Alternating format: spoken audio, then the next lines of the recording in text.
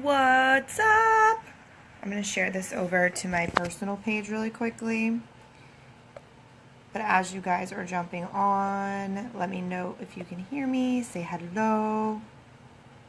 Give me some thumbs up or some hearts or something. Oh boy, this conversation has been coming up all over the world today. And so, here we go. We're going to talk about it.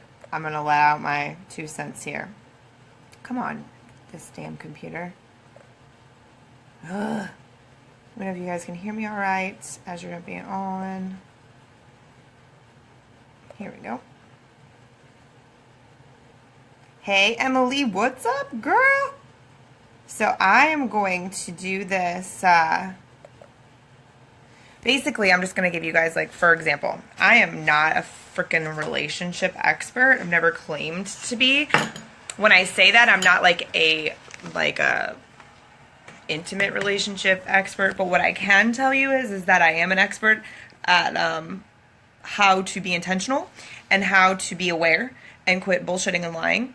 And these are all things that when I talk about them, typically people only put them into the space of their businesses.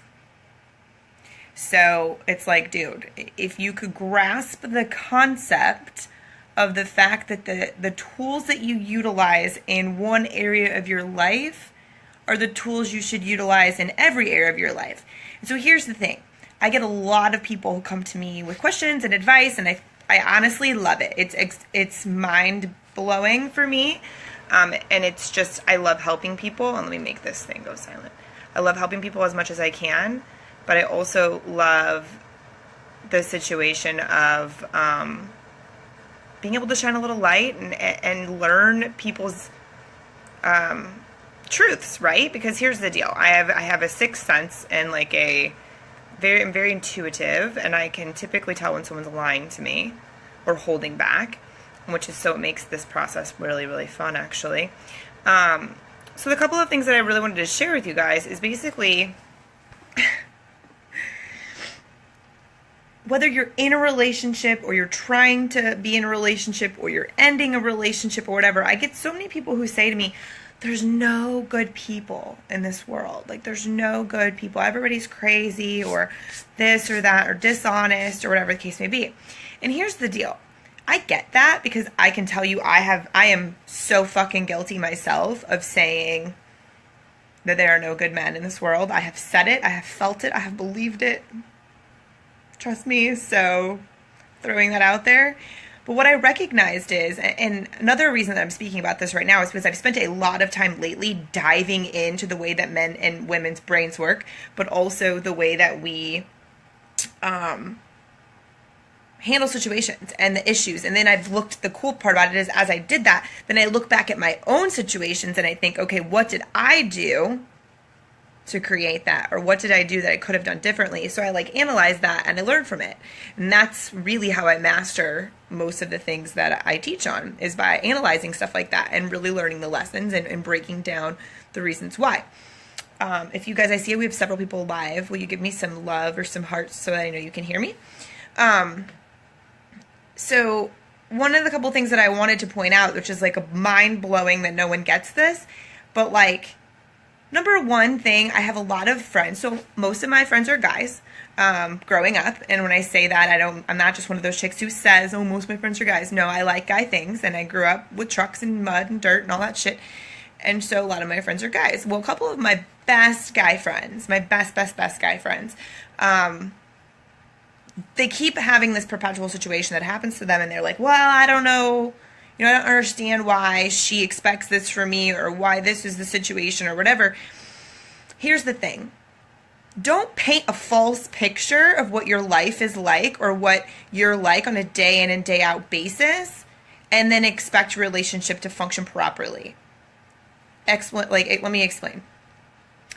If you're dating somebody and you portray to them that you're this super fun, always doing events, always going here, always going there, our life is so fancy and perfect and fantastic all the time and so eventful, if you're portraying that to a woman or a woman to a man, but I'm just giving you my experience and my observations. If you're portraying that to a woman, that's what she expects your life to be like once you guys get into a relationship, like you guys are committed. That's what she expects you to be like all of the time. That your life is adventurous and that you guys are going on adventures and you're doing things every weekend and you're going and doing this big, fun, extravagant lifestyle because that's what you showed her. So that is the agreement that she went into this agreement with you of this life that you showed her during like courting season while you were like dating her. So that's what she expected. So fucking of course it's going to cause issues in your relationship once you're in it and you quit being that person because that's not really who you are all the time. So, guys, ladies, putting up a front about who you are and presenting yourself in a different light than who you really are is not the way to go. It is not helping anyone. It is false fucking advertising, quite honestly. It's rude. It's setting yourself up for a failure. It's setting up, you're lying to yourself and the other person, and that is definitely not the proper way to start a relationship of any means, romantic or otherwise. So quit altering your life to pretend like it's something else. Be who you are, and either they like you for that or they don't. Like, I know myself, you guys see me, I show you all areas of my life, but I have these, Scott, yes, where I believe you that you do wear American flag Speedos all the time. But like, look at my shit, okay? For example, you guys see I have these professional photos where like I'm freaking photoshopped and my face looks perfect. Okay, well, you guys also see me on fucking live streams and I have zits and shit. Like, I'm a real life human being. I'm not pretending to be this person. Yes, I go and travel a lot, but I also then sit in my freaking recliner with my dogs, which again, I show you the real part of my life. Like, yes, I want to travel and adventure and be this great human, but then I also have this super low key, I want to go to the corner bar and have a beer sometimes. I want to go to sleep by 8 o'clock. Write in my fucking journal. You know what I mean? So I'm showing the real part of who I am. So like anybody who's going to come up in my space knows what to expect. Like, who I show you is who I am. Like, I walk my fucking talk every single day. That is authentic. That is who I am. So that's probably why people are like, like men trying to date me. They're like, what is happening? So anyway, that's another story for another day. But truthfully, I mean, you can't expect a relationship to go smoothly if you're portraying yourself as someone that you're not. Just saying. The other thing is that I think it's extremely important that you get to a point or you understand that, like, you have to be honest. There's nothing wrong with, we're all brought up in this world where we have to, like, play games, right? Like, don't say that because he might think you're weird, or don't say that because she might think you're weird, or she might think you're being too forward, or you're not ready to have that conversation yet. Do I think you should tell a woman that you love her like on the second date? No, I'm not giving you that advice. But what I'm telling you is that you need to be upfront. If there are certain things that are deal breakers to you and you guys have, talked for a while or gone on a few dates or whatever, like, those need to come up in conversation because they're a deal breaker for you now. They're going to be a deal breaker for you forever. Here's the problem. Most people, I am totally guilty of doing this in the past. Most people think, well, I can change him or I can change her or they'll be okay with that. Or I can change myself and that deal breaker might not really be a deal breaker and I just might be able to deal without it. Well, 9 times out of 10, that's bullshit and it comes and rears its ugly head again into your space. So be honest. Like, this is what I want. This is what I expect. This is what I bring to the table. This is what I want a partner to bring to the table. This is my, like, these are my non-negotiables, like kids, marriages, places to live, shit like that. This is where I'm at with all that stuff. How about you? Other person lays their shit out. Cool. Does this mesh? Can we compromise? Yes. Awesome. No. Cool. It's been fun. See you later. Bye. Right? But at least you guys are on the same page. And even if you continue to date for a while or whatever, you're on the same page. So that's just like, most of this is, if you guys haven't noticed, most of this is like, hey, just be honest. Like, just be truthful. It's really okay. We're all grown-ups here. Like, the best thing that you can possibly do in every relationship, romantic or otherwise, is tell the fucking truth. Honestly.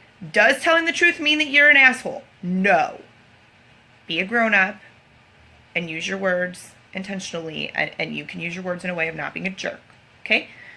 But you can get your point across and be honest. So, what else do I have? Quit playing games, guys. Like, quit playing games. People that I know, my friends that are married, my friends who are in serious relationships, my friends who are just dating, my own experiences, everybody wants to play games. Everybody's playing games. Well, maybe I won't call her today so she can wonder why. I'm not going to like any of her Facebook posts right now because I don't want her to know that I'm looking at her stuff. I'm going to wait 20 minutes to text him back. What the fuck? Like, what the fuck? Who has got time? Like, is there a scorebook? Like, who has got time to sit down and play these freaking games? I just don't understand.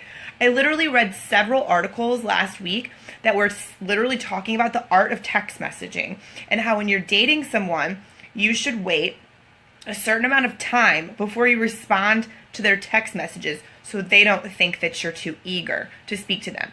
Let's be real here real quick, guys. Like, men and women on both sides. If you like me, cool. Tell me. If I like you, I'm going to tell you. Don't wait 17 minutes to text me back because an article told you not to. In the married life, Emily, a lot of humans, I'm not going to say husbands because I just, again, I'm going off of my own observations, but I'm sure women do this too. But there's just a lot of games, a lot of like, I'm going to go do this, but I'm not going to tell him I'm going to go get my nails done, or I'm not going to tell him I'm going to go to the store. I'm not going to tell him I spent $100 on this. And it's just like, why are you playing those games? Like, you need to have an open, honest relationship, or like, what are you doing? You shouldn't have, like, you're all adults in the situation. You shouldn't have to like hide things and like get around and da-da-da-da-da-da-da. It just doesn't make any sense. Honestly, it uses up so much brain space and it uses up so much time and energy to keep track of your stories and keep track of your bullshit that, like, think of how much more clear you could be, how much more productive you could be, how much more fun you could be having with this person or by your damn self if you didn't have to be playing these games and having all of these stories and scenarios that you have to keep track of. Like, it blows my fucking mind, quite honestly. It's like, dude, just like people who lie all the time, it's the same thing. You start one lie, and what happens? You have 17 other lies, and you have to keep track of all of these lies. That gets really heavy on a person. No joke, right? It gets really heavy on a person, and they all come out eventually. And once they come out, what happens? So everybody gets hurt. Is that what we want? No. Like, that's not what we want. Let's be honest. If there's somebody on this that's listening to this, that's their intention, is to fuck around with people and play games and hurt others, like, get off right now. I don't need you in my space. I think the people that are the majority of the people in my tribe and that I speak to aren't those kind of human beings. So we're going to just continue our conversation as if we're all, stand-up humans who want to be nice to people and treat people well. My heart is always on my sleeve. I tell the truth. Yes. No beating around the bush. I'm guilty of it. Emily, because it's easy. Here's the other point. Telling the truth is hard. Telling the truth is uncomfortable because what if the other person thinks you're crazy? I've had that happen to me. People, like, they either think you're crazy or they just don't say anything. Perfect. Awesome. Great. Glad that I have more balls than everyone in the room. Sorry I made you uncomfortable. Talk to you later. It's awkward and it's scary and nobody wants to be in that situation. But think about the alternative. Like, if you leave the situation and you weren't honest, what do? What do? You go to bed every night worrying about it, thinking about it, replaying conversations in your head. We've all been there. We're all guilty, right? But what if you just said what you were thinking? What if you were just, hey, I want to have a conversation. Here's this. This is all coming up for me because literally today I've had 4 conversations with people about the relationships, all different styles of relationships. And I just had this moment where I'm like, all of this could be so avoided. Like, Jude, we all have fears. We all don't want our hearts broken. Nobody wants their hearts broken. Nobody wants to hurt anybody's feelings, okay? Married, friendships, dating, business associates, clients, regardless. Nobody wants to hurt anybody's feelings. Nobody wants their own feelings hurt. But it hurts people more to play these games that we've been talking about so far. 100%. So being honest is difficult, but I think that you need to have compassion. Like, I know I've sat down and had some really difficult conversations, but I prefaced that by looking someone in the face and being like, you know me, You know my heart. You know who I am. Scott. Oh boy. I don't think I can make that trip. Isn't it like in a weekend or something? Nor was I invited. Scott Lester, by the way. Anyway, think about it. Nobody wants to be hurt, but nobody also wants to be like playing in this weird limbo area. So if you're able to come into a conversation and just be compassionate, be like, look, I'm coming to you super honestly. I want to tell you what's on my heart, what I've been thinking and feeling, because I don't want you to walk around wondering. And I also want to walk around wondering in my head, like, what if I say this? Do they know? Like, maybe they don't know. Maybe they do know. That is the next thing on my list. People cannot read your minds. Your husband's girlfriends, dudes you're dating, guy down the street who asked you to dinner, all that shit, they can't read your mind, guys. When a guy says, where do you want to go to dinner? What kind of food do you like? Don't say, oh, it doesn't matter. It fucking matters to you. Like, what kind of food don't you like? I don't eat salad. Sometimes I don't want sushi. Like, if somebody asks you that question, have enough respect for them. Sorry, my phone's dinging. Have enough respect for them as a human being to tell them the truth. Like, that's not a bad thing. Men, especially when it's the way their brains are wired, like, when you say to them, oh, it doesn't really matter where we go, like, they're like, what the fuck?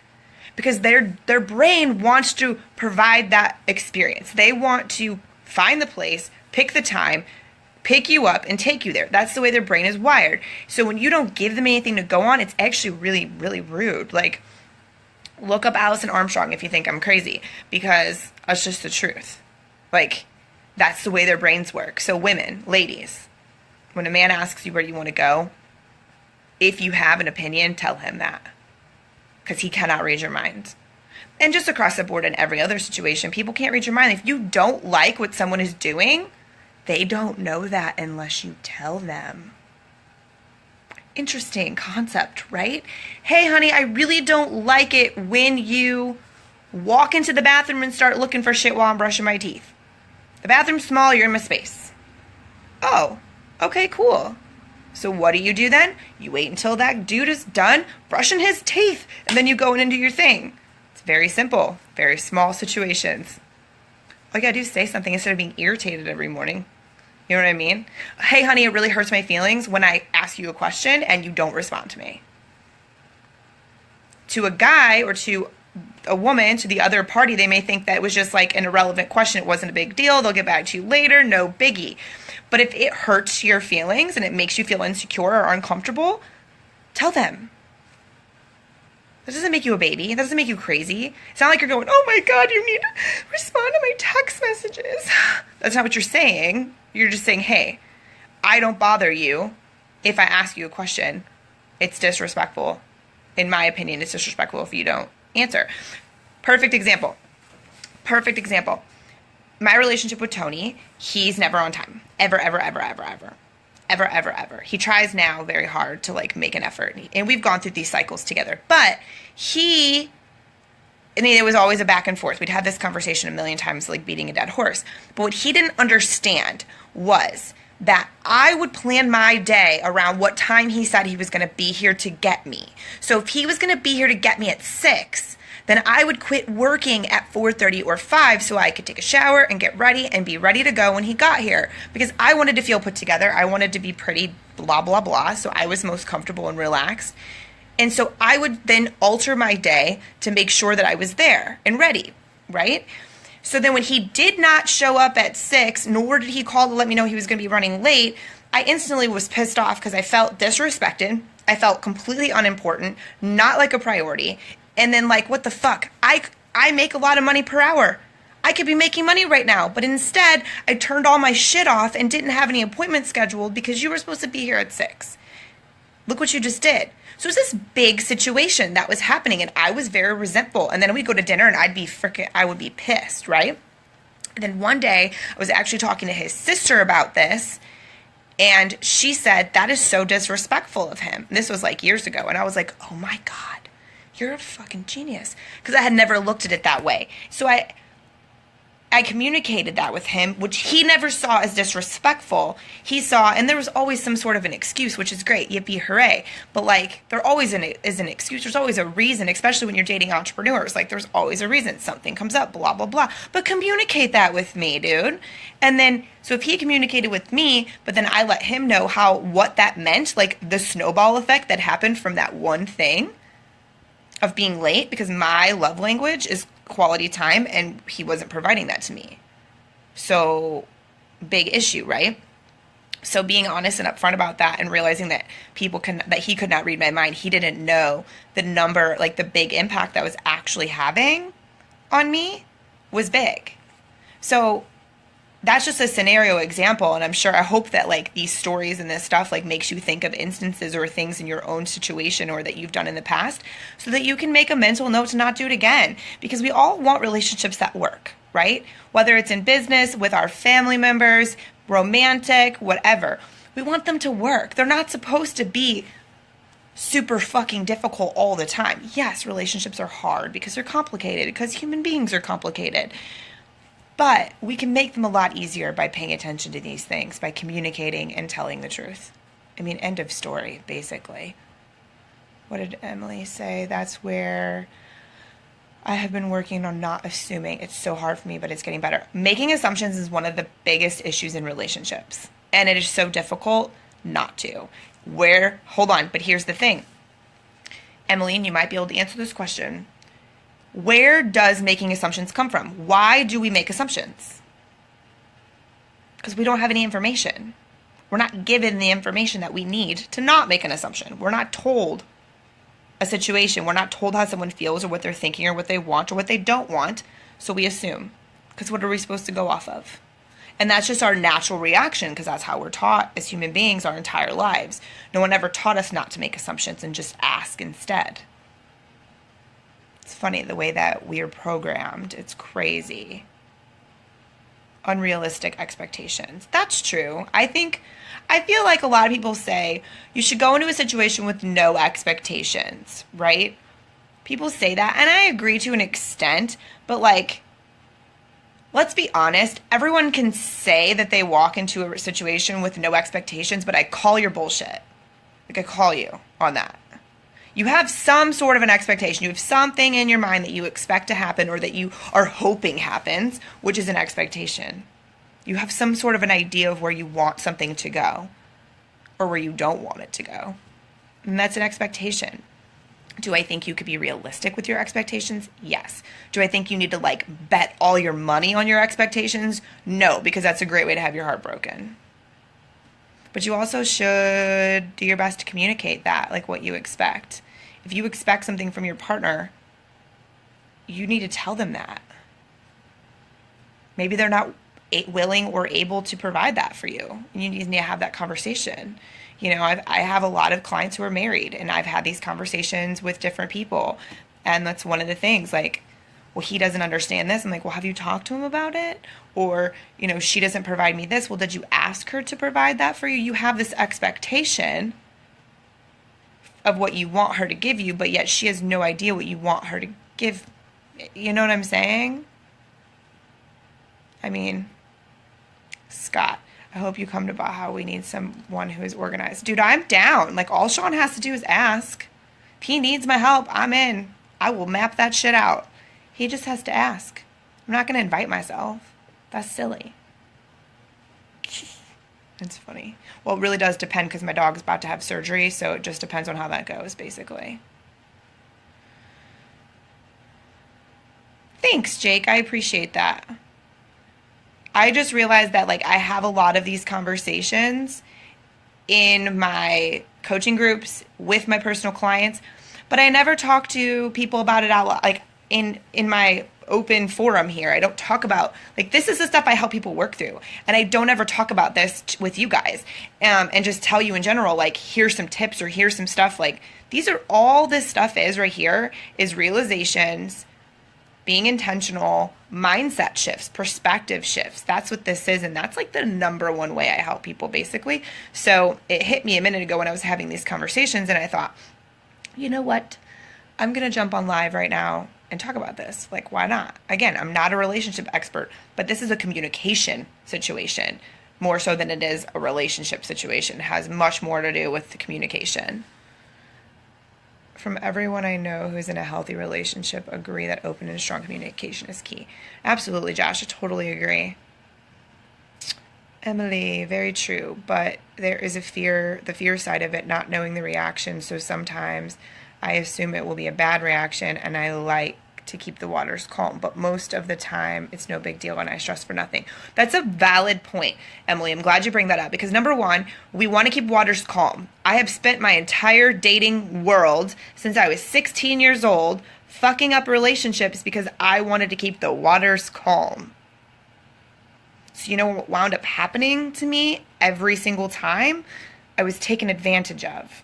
I wasn't made a priority and then I would just hold in all of my feelings until I exploded which didn't happen very often. But when it did, it was because I never said anything. When I could have just had a conversation and maybe we agreed to disagree. But I had the conversation instead of trying to keep things calm and then having it blow up in my face. So for example, here's a really great example. I remember, so Tony and I were together for a really long time, right? I think we were like 3.5, 4 years into our relationship, and he went to pick his family up from the airport. And I asked him, I said, please call me when you get them so that I can come out or whatever. Because we haven't lived together in like 3 years, and he lives far, far away, and he does dangerous, stupid shit all the time, and it makes me nervous. So we had a big issue with, like, you have to text me, like, I have to know you're alive, things like that. So I said, hey, let me know. And we were having a big, like, kind of a rough patch right then. I said, let me know once you get your family and you get home, and I'll come out, because I didn't know what they were doing, if they were going to the store, whatever. So I didn't want to get in the middle of all of that either. So I remember he did not text or call me. It was like 6 hours later, and I sat here and I just like stewed, and I'm like, are you fucking kidding me? And I was super mad. And finally I sent him some like super passive aggressive text message. Again, this was like a year and a half ago, so don't judge me. I've grown a lot since then. But I sent him some passive aggressive text message, right? And he called me and he's like, what the fuck is your problem? And I like started bawling. I was like, and I'm not a crier. I mean, it's just not me. And I started crying, and I like told him how it made me feel, like not important. Like he could give two shits less. Like that I wasn't welcome. Like all these things. And these are like the legit feelings I've been having. And he like was baffled by this. And I was like, why are you so surprised right now? And he was like, because who is this girl I'm talking to? I said, what do you mean? He goes, you're always, and this was him. Tony is extremely blunt and honest. This is exactly what he said to me. He goes, most of the time you act like such a dude that sometimes I forget you have feelings. And I was like, what the fuck?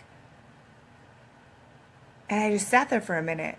And I remember in the conversation, I was like, of course I have feelings, dude. Like, what the hell? And I explained, and he's like, okay, I now note that, but I want you to know that you don't communicate your feelings with me very often. So this is coming to me as a shock because you rarely get upset or angry at me about anything. And sometimes I forget that you can have emotions and be emotional because you often are so cool and understanding and like a guy about most situations. So there's a character flaw that I have. I don't like to be emotional. I don't want to fight with you. I have zero fucking desire to deal with that shit. I'm the kind of person that I let my shit out. I tell you what I think, and I'm over it like 5 minutes later. As long as I spoke my fucking piece, it's all good. But I wasn't speaking my piece because I didn't want to fight with him. I didn't want to deal with it. So this is no secret. For years, I just avoided the conversation of my relationship because it wasn't what I wanted, right? It was, and it wasn't, I hadn't had that conversation with him either. So in that situation or in that specific moment, I remember thinking, holy shit, like, I don't tell him how I'm feeling. So it was a realization for me.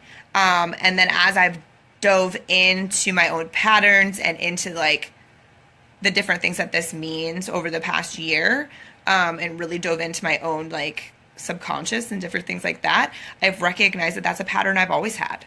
And that I am now very, very aware of the fact that I need to express my feelings And when I do it in a really calm fashion. I'm just like, hey, I'm not okay with that. It's not cool. But instead of letting it become an issue where I'm feeling like I'm on the back burner and not a priority in people's lives, and that's exactly what would happen to me, Emily. So just beware of that, because I'm sure you felt this way. It's a really shitty feeling to not feel like you're important to someone. That's my number one issue in every relationship I've ever had. But I created it. Now I recognize that I created that. I allowed that to happen. I was like, what do you need? I will give you all of the things. What do you need? I am the mama bear, and I will give you everything you possibly could ever want or need, ever, ever, ever. Here it is. That's what I do. But I don't ever talk about what I wanted. Like, I would never express that or what bothered me. So these were all, realizations that have led to better relationships, and will lead ultimately to that, like, divine partnership that I will conquer the world with, right?